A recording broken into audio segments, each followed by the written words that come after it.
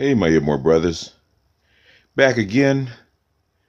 This is just a promo for me putting some of my esoteric Black Gnostic stuff up on BGS Reborn, because the stuff is probably too long to be here on BGS Yipmore. Plus, there's a lot of other ears that are not tuned to be Black or Black Gnosticism. So this is basically a promo for the brothers that keep asking me about more Gnosticism, more Black Gnosticism. So this is like a 21, 22-year-old tape or course on Stolen Legacy taught by my teacher, Dadisi Sanyika. I thought I lost them because I had a hard drive damage that actually put recordings on. But I found an old iPod Touch that had the whole series on it. So I don't know how many I'm gonna upload to BGS Reborn. I'm probably gonna upload most of them to probably my Patreon page, but we'll see how it goes.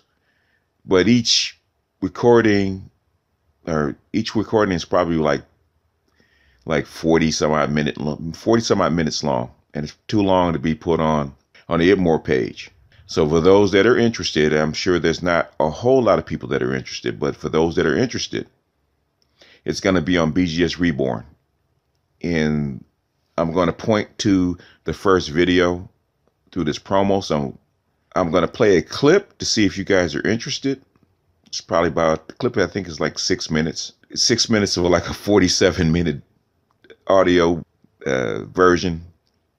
But if you're interested, or it sounds like it's something you actually want to sit down and listen to, because even he said it was probably one of his best series.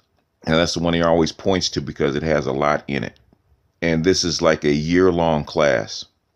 So if you want to sit at the feet of a master, get some this Black Gnostic wisdom, I implore you to actually go over there to BGS Reborn, give it a listen, male and female, and give it a take.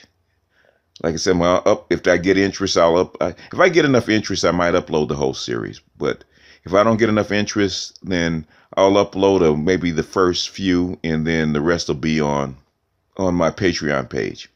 So with that said, I introduce to you my humble and esteemed teacher, the real master teacher, my ancestor, Dadisi Sanyika. Peace. That's one approach, and we will touch on that. But the main focus in dealing with Stolen Legacy is the philosophical ideas that it documents, and how those philosophical ideas were the foundations and the prototypes for all subsequent civilizations. That's critical.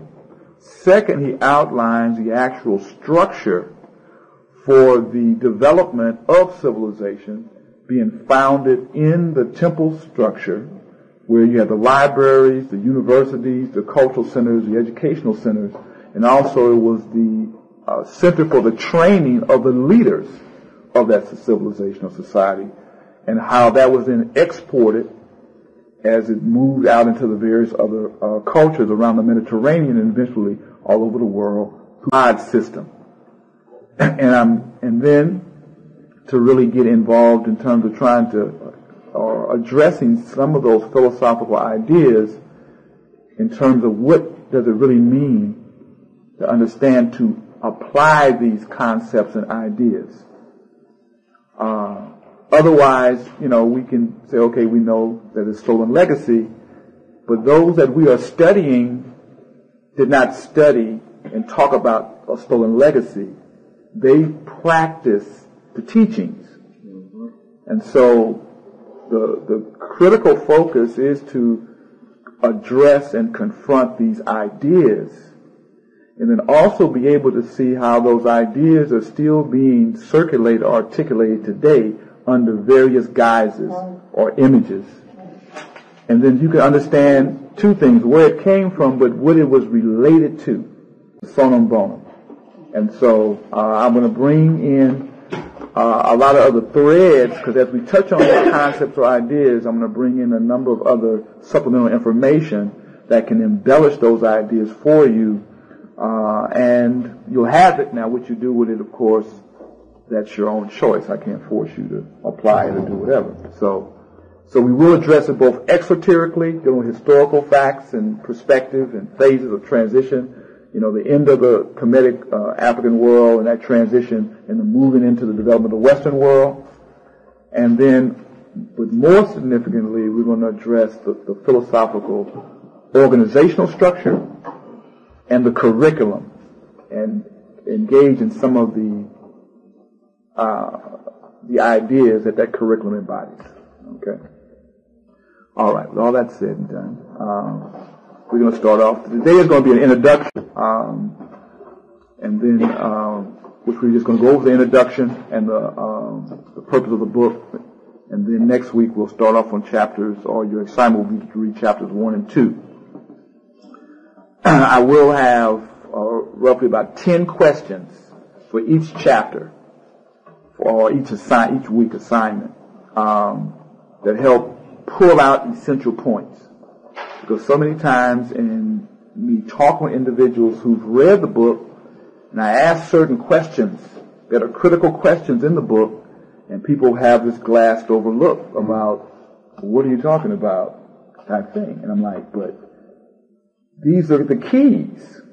And with that said, I always ask this question, because in Stolen Legacy, he identifies, he makes a statement: the key to the interpretation of ancient philosophy and religion is.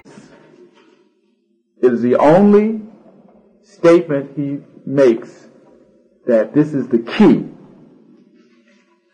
And it's the only time in the whole book he says this is the key to the interpretation of ancient religion and philosophy. Okay. And I asked that question, and 99.99% cannot tell me the answer. And before you answer it, if you know the answer, and the point that I am raising is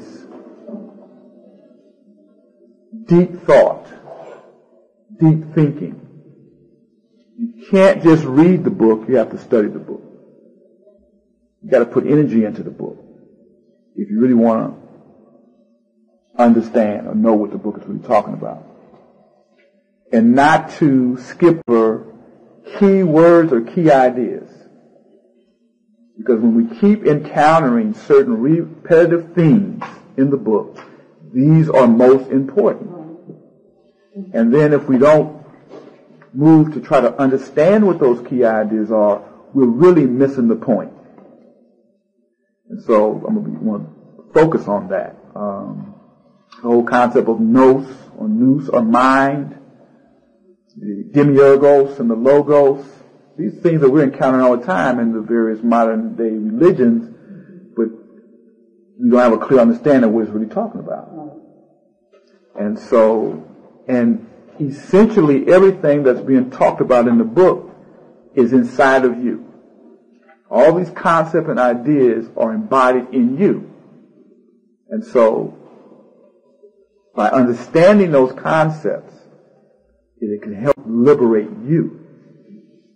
And we can't liberate ourselves as individuals themselves. We're not liberated. You have a liberated group, you got to have liberated individuals. And so my thrust, my focus, my intention is really about the whole process of liberation. I'm not here just want to teach a class and talk about the book. No. It's in the context of us being serious about liberation.